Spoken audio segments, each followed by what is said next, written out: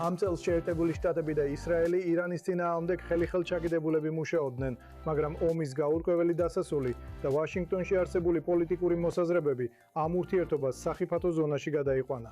რა მდგომარეობაა ახლა და რა მომავალი აქვს აშშ-ისა და ისრაელის სტრატეგიულ ურთიერთობას და როგორ იმოქმედებს ეს უფრო ფართო ახლო აღმოსავლეთზე? ჩვენ მოვისმენთ ამერიკულ ხედვას.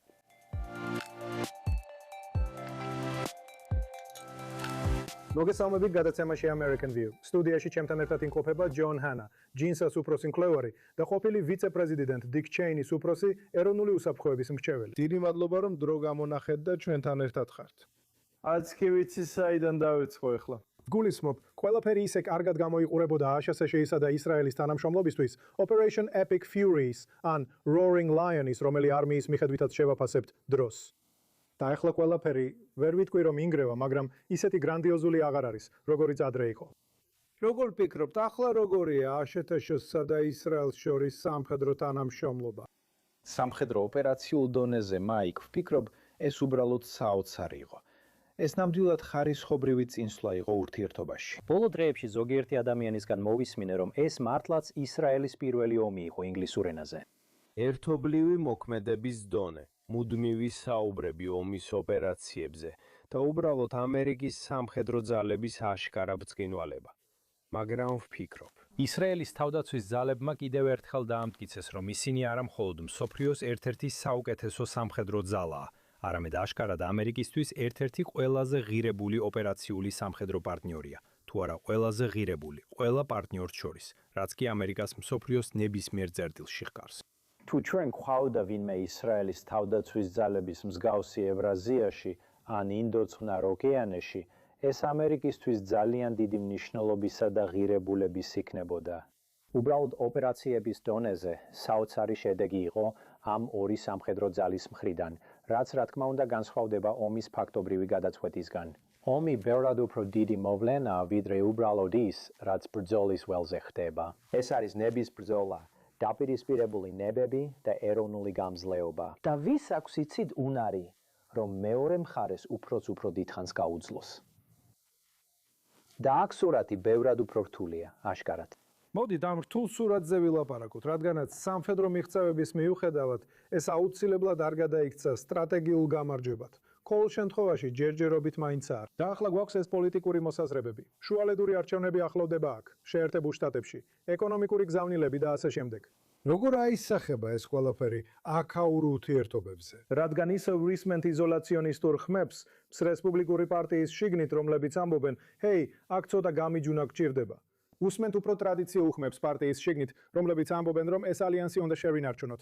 ეს ჩვენთვის გრძელვადიან პერსპექტივაში საუკეთესოა. როგორ მოქმედებს ეს პოლიტიკური მოსაზრებები სამხედრო და სტრატეგიულ დინამიკაზე? ფიქრობ, ეჭვი არ არის, არ უნდა დავფაროთ სიმართლე. ეს ყველაფერი ართულებს სიტუაციას.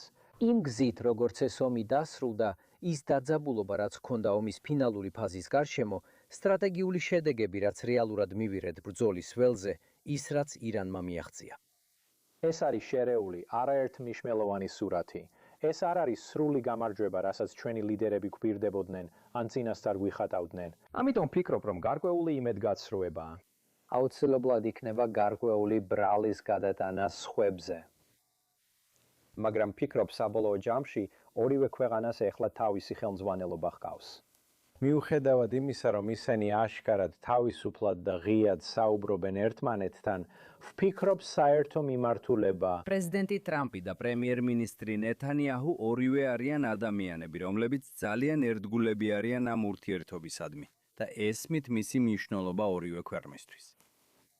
ამიტომ ვფიქრობ, რომ ეს მართვადია, მაგრამ საჭიროებს იმას, რომ ადამიანებმა შეძლონ ურთიერთობის, მათ შორის სტრატეგიული ურთიერთობის ადაპტირება და იფიქრონ მომავალზე ორიენტირებულ დრის წესრიგზე, რომელიც ნამდვილად გადაგვიყვანს შემდეგ დონეზე. იცით, ეს საინტერესოა. ზოგი ამბობს, რომ კულისებში სწორედ პრემიერ-მინისტრი ბენიამინ ნეთანიაჰუ აწვებოდა სწრაფი გამარჯვების იდეას, მაგრამ მან ეს საჯაროდ არასდროს უთქვამს.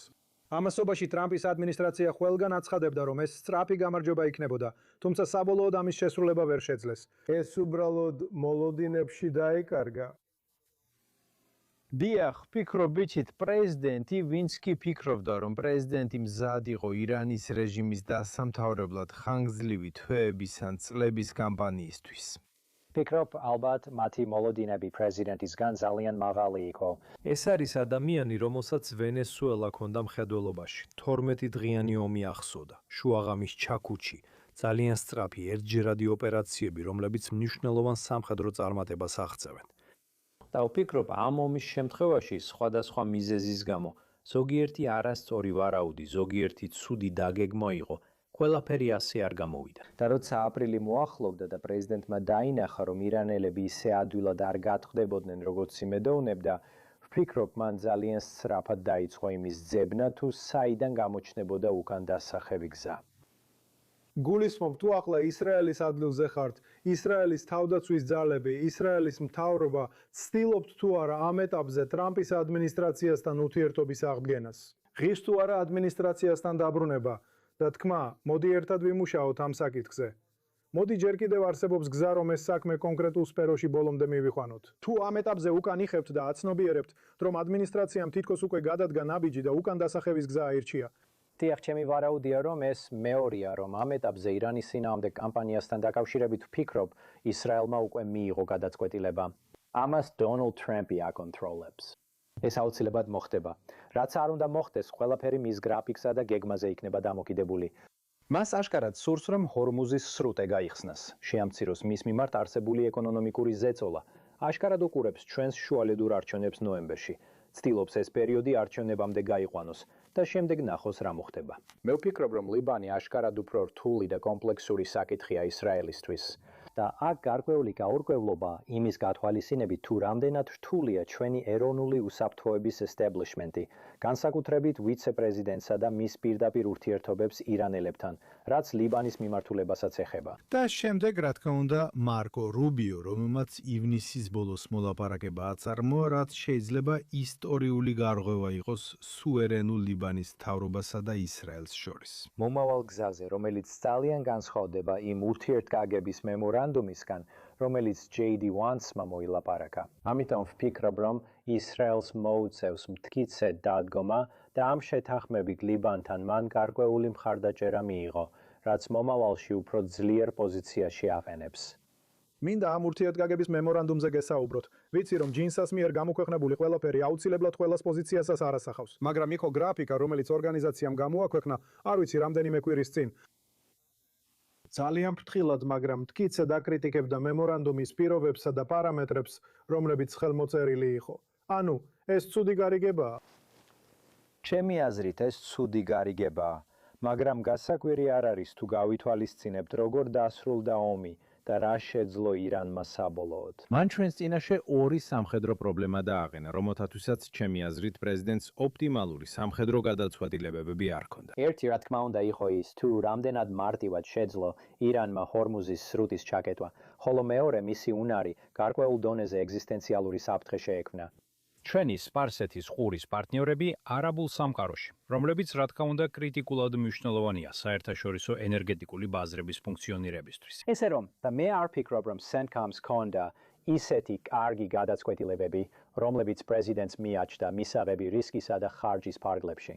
და როცა ეს მოხდა, ნამდვილად მჯერა, რომ შეერთებული შტატები თითქოს მატჩი მოექცა.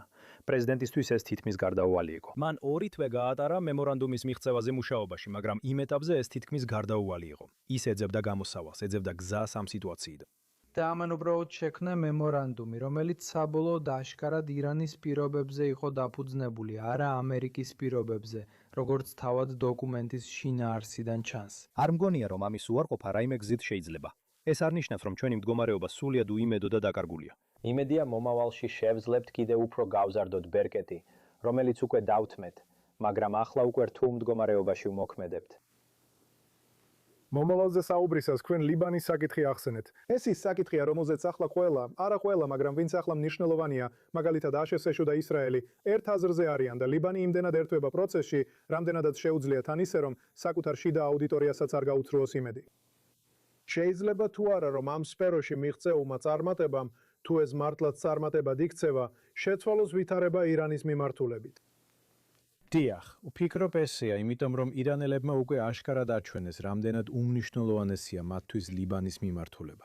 ისინი მზად არიან ომი გააგრძელონ და საჭიროების შემთხვევაში კვლავ დაიწყონ ომი ლიბანისთვის, რაც მართლაც საოცარი მოვლენაა. ეს გაჩვენებთ, რამდენად ძლიერი ჰგონიათ საკუთარი პოზიცია. თუ ჩვენ ნამდვილად შევძლებთ ამ შეთანხმების წინ წაწევას. ლიბანის სუვერენული მთავრობისა და განსაკუთრებით ლიბანის შეიარაღებული ძალების მხარდაჭერისთვის. იმისთვის, რომ გამოიყენონ ეს შესაძლებლობა, დაემკვიდრონ თავი და აღადგინონ გარკვეული კონტროლი ლიბანის ეროვნულ ტერიტორიაზე და რეალურად მოახდინონ ჰეზბოლას მარგინალიზაცია, ხოლო ჰეზბოლას მეშვეობით ირანის გავლენის შეზღუდვა ლიბანში. და მივიდნენ ახალ შეთანხმებამდე, თუნდაც სამშვიდობო შეთანხმებამდე ისრაელსა და ლიბანს შორის. მე ვფიქრობ, ეს ნამდვილად ისტორიული იქნება და გავლენას მოახდენს მთელ ახლო აღმოსავლეთზე, ისეთი გზებით, რომლებსაც ახლა მხოლოდ წარმოვიდგენთ. მოდით ვისაუბროთ ახლო აღმოსავლეთის უფრო ფართო რეგიონზე, რადგან ის თითქოს ყოველდღე იცვლება. მოკავშირეთა ალიანსები ერთ მხრივ ძლიერდება, მეორე მხრივ კი იშლება. იყო მხარდაჭერა, რომელსაც ელოდნენ. მხარდაჭერა ორივე მხრიდან არ გამოჩნდა. აბრაამის შეთანხმებებმა ახლო აღმოსავლეთი შეცვალა. ახლა რასაც ვხედავთ, ეს კიდევ ერთი ცვლილებაა უბრალოდ უარყოფითი მიმართულებით. დიახ, ვფიქრობ, ასე შეიძლება იყოს. აშკარად ჩანს, რომ აქ გარკვეული ტენდენციები იქნება და განსაკუთრებით სპარსეთის ყურეში, მაგრამ ზოგადად არაბულ სამყაროში, ადამიანები სვამენ კითხვებს შეერთებული შტატების სანდოობაზე, იმაზე, რამდენად რივდა შეერთებულ შტატებზე, როგორც თავიანთ მთავარ უსაფრთხოების პარტნიორზე, ამხელა ფსონის დადება. ცხადია, შეერთებული შტატების სამხედრო ბაზირების ეს განლაგება მთელ რეგიონში საზიანო იყო თუ სასარგებლო არაბული სახელმწიფოებისთვის. და ვფიქრობ, ეხლა ისინი იტყოდნენ, რომ ეს ყველაფერი ირანელების შეკავებისა და ჩვენი დაცვის ნაცვლად სინამდვილეში ჩვენ ირანელების სამიზნედ გვაქცევს. ამიტომ ვფიქრობ, ეხლა ბევრი გადახედვა და გადაფასება მიმდინარეობს. და კიდევ ერთხელ, ამას ვერაფრით შეარბილებ ან შეალამაზებ. ეხლა რთული მდგომარეობიდან მოქმედებს, რათა ჩვენი სპარსეთის ყურის პარტნიორებისთვის რეალური ნდობა და სტრატეგიული ხედვა თავიდან ავადგინოთ. ეს ისრაელსაც მოიცავს. და როგორ უნდა გავაცოცხლოთ მთელი ეს ძალისხმევა რეგიონული ინტეგრაციის, აბრაამის შეთანხმებებისა და ისრაელსა და საუდის არაბეთს შორის მშვიდობის მიმართულებით. აქედან მოყოლებული განსაკუთრებით იმის შემდეგ, როგორც ეს ომი დასრულდა და როგორც ომი წარიმართა სპარსეთის ყურის არაბებისთვის, წინ გრძელი და რთული ბრძოლა. მაგრამ ვფიქრობ, ეს ერთადერთი ლოგიკური ნაბიჯია შეერთებული შტატებისთვის და ვფიქრობ, პრეზიდენტი აფასებს იმ მემკვიდრეობას, რაც აბრაამის შეთანხმებებში აქვს. მას არ უნდა ამის დაკარგვა. სინამდვილეში მას სურს ეს კიდევ უფრო განავითაროს და ვფიქრობ, ის საუდის არაბეთს ამ ძალისხმევის მთავარ საფრდენად მიიჩნევს.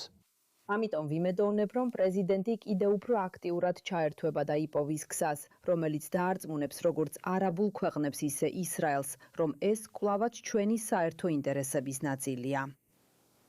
ძალიან ბევრს საუბრობენ, განსაკუთრებით ახლა იმაზე, თუ რა უჯდება ისრაელი აშეს ეშოს, მაგრამ ძალიან ცოტა საუბრობენ იმაზე, თუ რა სარგებელს აძლევს ისრაელი რეალურად. რა არგუმენტი შეიძლება იყოს აქ? განსაკუთრებით მაშინ, როცა კონგრესში დაფინანსების შესახებ ამდენი საუბარია. ჩვენ გვაქვს კიდევ ერთი თავდაცვის ურთიერთგაგების მემორანდუმი და ამ თემაზე მიმდინარეობს განხილვა კონგრესში. როგორ შეიძლება ეს არგუმენტი წარმოადგინონ ისრაელის მხარდამჭერებმა, აშეთეშიისა და ისრაელის ურთიერთობის მომხრეებმა, რომ ეს ნამდვილად სასარგებლო ურთიერთობაა და ღირს ამ თანხის დახარჯვა? მე თვითონ არ ვფიქრობ, რომ ამის დამტკიცება რთულია. მაშ, რატო არის ეს ესეთი რთული? მაშ, რატომ არის ეს ესეთი რთული? იმიტომ რომ ვფიქრობ, აშკარად ბევრი ჯგუფია, რომელსაც ეს არ მოსწონს და ეწინააღმდეგება. მაგრამ ვფიქრობ, სულ მცირე, მხოლოდ ოპერაციული თვალსაზრისით, თუ უბრალოდ ამ ომს შეხედავთ. გვერდზე გადადეთ, როგორ დასრულდა და რამდენად იმედგაცრუებულები არიან ზოგიერთი ადამიანები. მაგრამ შეუძლებელია წარმოიდგინო მსოფლიოს სხვა რომელიმე ადგილი, სადაც შეერთებულ შტატებს ჰყავს პარტნიორი, რომელსაც ასეთი დონის შესაძლებლობები აქვს. არა მხოლოდ სამხედრო სფეროში, სადაზვერვო სფეროში, ცხადია, მაღალ ტექნოლოგიურ სფეროშიც. როგორც ინოვაციური ეკონომიკა, ერთ-ერთი ყველაზე დინამიური ეკონომიკა მსოფლიოში, რომელიც მზად არის და შეუძლია ძალის პროექცია მსოფლიოს რეგიონში. სრულიად კრიტიკულია შეერთებული შტატებისთვის, შეუძლია შეაღწიოს ირანის რეჟიმში, ირანის ხელმძღვანელობაში, ირანის ბირთვულ პროგრამაში. აშშ-ისთვის დაზვერვისა და საფრთხის გაცნობიერების მნიშვნელოვნად გაზრდა ამერიკელი სიცოცხლეების გადარჩენა. სოფლიოში სხვა ესეთი პარტნიორი არ არსებობს. ადრე ეს შეიძლება დიდი ბრიტანეთი იყო, ეხლა ასე აღარ ხდება. ბრიტანეთმა იმდენად ცოტა დააბანდა თავის სამხედრო კომპონენტში, რომ ძალის პროექცირება აღარ შეუძლია. ისრაელი მოქმედებს ჩვენი ყველაზე საშიში მტრის წინააღმდეგ ახლო აღმოსავლეთში დაახლოებით 1500 მილის დაშორებით თავისი სანაპიროებიდან. კიდევ ერთხელ, ჩვენი საერთო ინტერესების სახელით, იმ საფრთხის შესუსტებაზე, რომელიც ირანმა 47 წლის განმავლობაში შექმნა, არა მხოლოდ რეგიონისთვის, არამედ ამერიკელი მოქალაქეებისა და ამერიკელი ჯარისკაცებისთვისაც ამ მსოფლიოს ნაწილში. კიდევ ერთხელ ვამბობ, წარმოიდგინეთ, რომ გქონოდა ქვეყანა მოსკოვის ან პეკინის სიახლოვეს, რომელიც სამხედრო და სადაზვერო დონეზე შეძლებდა მოქმედებას ჩვენი მთავარი მოწინააღმდეგეების წინააღმდეგ. იმ რეგიონებში, როგორც ისრაელი ახერხებს მოქმედებას ირანის წინააღმდეგ ბოლო რამდენიმე წლის განმავლობაში. ამ შემთხვევაში შეერთებული შტატები სტრატეგიულად იმდენად წინ იქნებოდა როგორც მთავარი გლობალური ძალა, რომელიც მოქმედებს საერთაშორისო სისტემაში.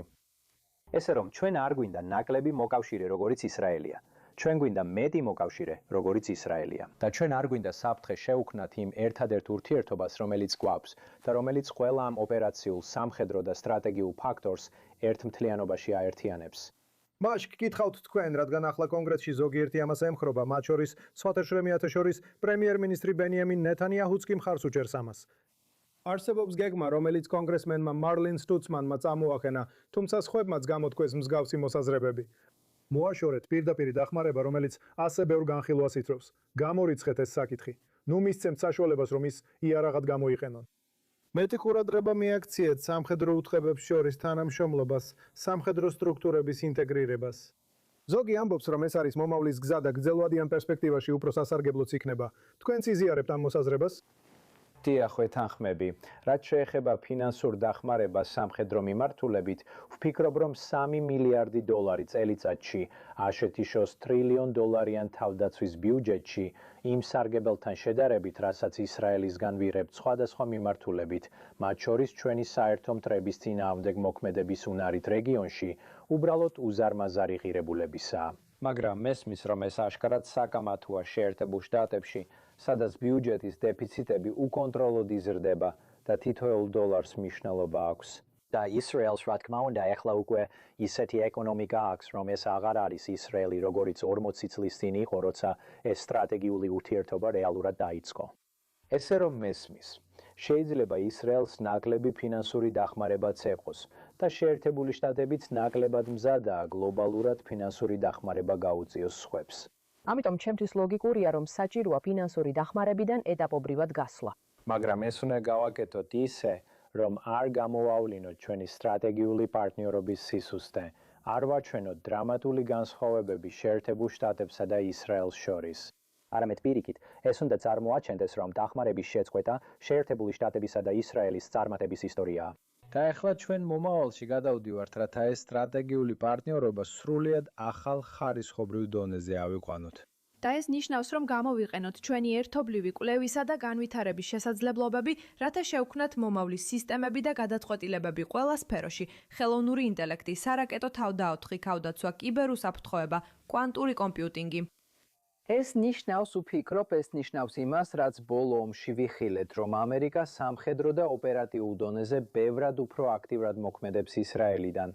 ოფდეს ავიაბაზიდან, რომელიც ჯინსასთვის ძალიან მნიშვნელოვანი პრიორიტეტია. თუ შეხედავთ, რა მოხდა ბოლო ომში, ამერიკული ბაზები, რომლებიც ირანს ახლოს მდებარეობდა, ჩვენ მათი უმეტესობის გამოყენებაც კი ვერ შევძელით და მათ უზარმაზარი ზიანი მიადგათ. ამიტომ, სტრატეგიული სიღრმის ქონა ირანიდან მოშორებით, ისრაელის შიგნით, ვფიქრობ, ამ ომის დროს შესანიშნავად იმუშავა და ახლა ეს ის საკითხია, რაზეც უნდა გავაძლიეროთ ყურადღება და შემდეგ ეტაპზე გადავიდეთ.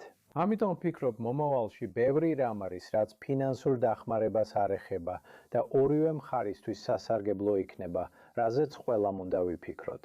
და ვფიქრობ, სწორედ ეს არის ის მიმართულება, რომელსაც ეს სტრატეგიული პარტნიორობა მიიღებს. ჰო, ბენ-გურიონის აეროპორტი ახლა საჰაერო ბაზად გამოიყენება. სწორია, ზუსტად ასეა. თუმცა იმედი მაქვს ასე არ დარჩება.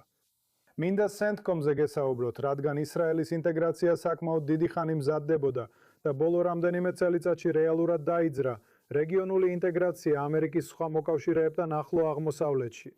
რამდენად დაზარალდება ეს ინტეგრაცია და მისი პროგრესი ამ ომის შედეგად, როცა ამჟამად ასეთი მხიფია ურთიერთობა აშშ-სა და მის სპარსეთის ყურის მოკავშირეებს შორის. დიახ. პირველ რიგში ნება მომეცით თქვა, რომ ისრაელის CENTCOM-ში შეყვანა იყო ის, რასაც ჩემი ორგანიზაცია ჯინსა რამდენიმე წლით ადრე ემხრობოდა. საინტერესოა, რომ ძალიან რთული იყო ისრაელის თავდაცვის ძალებში ისეთი ადამიანების პოვნა, ვინც მზად იყო პოზიცია დაეკავებინა და ეთქვა, რომ ეს შესანიშნავი იდეაა. გაგვიყვანეთ ევროპული სარდლობის პასუხისგებლობის ზონიდან და შეგვიყვანეთ CENTCOM-ში. ისინი ამბობდნენ, რომ ეს ამერიკული ბიუროკრატიული პოლიტიკაა. ჩვენ არ გვინდა ჩავერთოთ ან ჩავერიოთ ამაში. ეხლა როცა ეს მოხდა პრეზიდენტ დონალდ ტრამპის ხელმძღვანელობით და ისრაელის CENTCOM-შია 2021 წლიდან, ვფიქრობ ორივე მხარეს ყველა ამბობს, რომ ეს გარდამტეხი მომენტი იყო.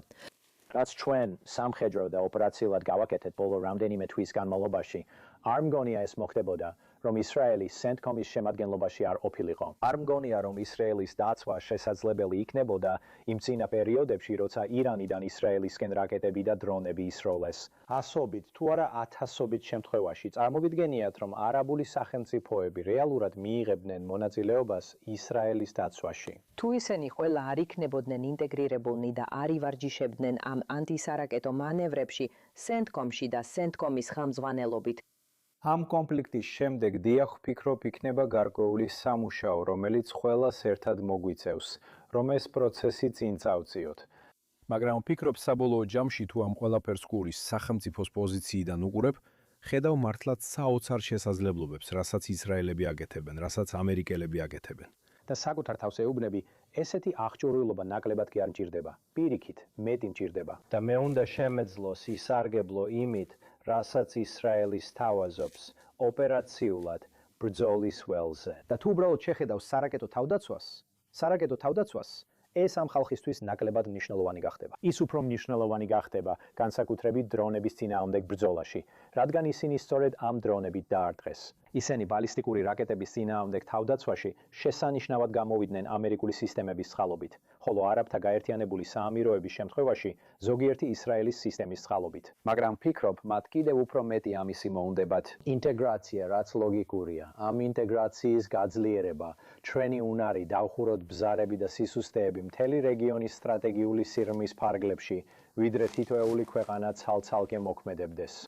კვლავ ვფიქრობ, რომ სწორედ აქედან მოვა ამ არაბული სახელმწიფოებისთვის უზარმაზარი რაოდენობის სამხედრო პრობლემის გამოსავალი. ამიტომ მე მართლა ვფიქრობ, რომ როცა სიტუაცია დამშვიდდება და ამერიკის შეერთებული შტატებისა და ისრაელის მხრიდან სწორი სტიმულები იქნება, ვფიქრობ, რომ ასე იქნება.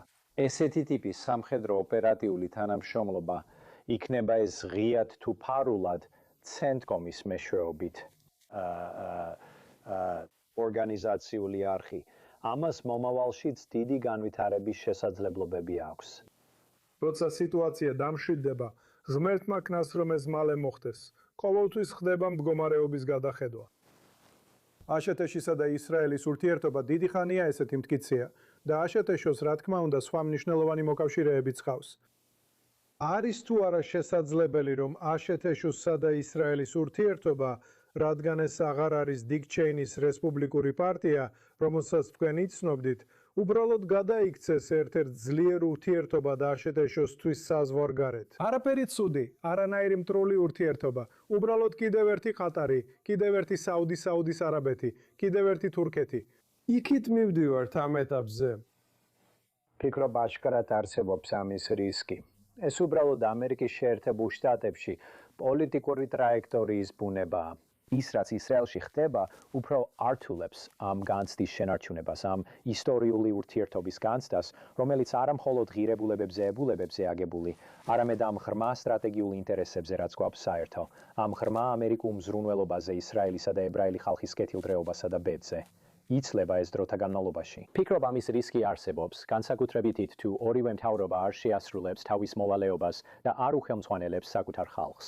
იმის გასაგებად თუ რამდენად უნიკალური, მნიშვნელოვანი და განსაკუთრებული ეს ურთიერთობა და რამდენი სარგებლის მიღება შეგვიძლია მომავალშიც ორივე სამისგან. ჩვენ კლავაც მსოფლიოს ერთ-ერთ ყველაზე დინამიკურ ეკონომიკას ვეკუთვნით. როცა უყურებთ მაღალ ტექნოლოგიურ სფეროს, რომელიც 21 საუკუნეში იდომინირებს, ეს არის ისრაელი და შეერთებული შტატები. შეიძლება კიდევ რამდენიმე ქვეყანა, რომელთაგან ზოგიერთი ჩვენი ყველაზე დიდი მოწინააღმდეგეა. ამიტომ ვფიქრობ, რომ ამ ურთიერთობას ჯერ კიდევ აქვს განვითარების შესაძლებლობა, რომ შეინარჩუნოს ჩვენი საზოგადოებების განსაკუთრებული ხასიათი, რომლებიც ერთად მუშაობენ და რა თქმა უნდა, ჩვენი სამხედროები და სტრატეგიული საზოგადოებები ერთად თანამშრომლობენ. რომ ამ ურთიერთობაში ჯერ კიდევ არსებობს უზარმაზარი პოტენციალი ზრდისთვის და ამბიციისთვის. მაგრამ ეს საჭიროებს მუდმივ მუშაობას, არა მხოლოდ ჩვენი მთავრობისგან, არამედ იმ ადამიანებისგანაც, რომლებიც რეალურად ესმით ამ ურთიერთობის სარგებელი ორივე მხარეს. ასე რომ, მე ოპტიმისტურად ვრჩები. შეიძლება ეს იმით არის განპირობებული, რომ როცა მთავრობაში ხარ, თუ ოპტიმისტი არ ხარ, მაშინ რატო ხარ ამ საქმეში, თუ არა იმისთვის, რომ შენი ქვეყნისთვის კარგი რამეები მოხდეს. და მე დარწმუნებული ვარ, რომ ეს პარტნიორობა ისრაელთან ძალიან მნიშვნელოვანია შეერთებული შტატებისთვის.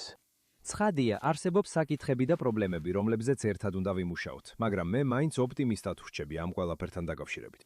ჯონ ჰანა, ვიცე-პრეზიდენტ დიკ ჩეინის ყოფილი ეროვნული უსაფრთხოების მრჩეველი, JNSA-ის უფროსი მკვლევარი, დიდი მადლობა რომ დრო გამონახეთ და დღეს ჩვენთან ერთად იყავით. შესანიშნავია. სასიამოვნოა თქვენთან ყოფნა, მაიკ. მადლობა. თქვენ უყურებთ American Views. მომავალ კვირას ისევ გესაუბრებ.